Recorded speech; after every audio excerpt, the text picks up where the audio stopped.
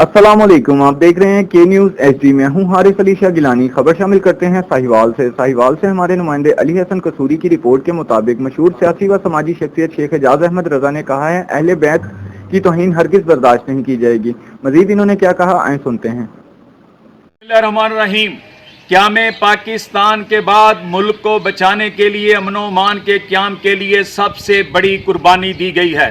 National action plan ہو، ضرب عضب ہو، operation رد الفساد ہو، کامبنگ operation ہو، اس کے ذریعے افواج پاکستان کے خوبصورت نوجوان ہزاروں ذبح ہوئے ہیں۔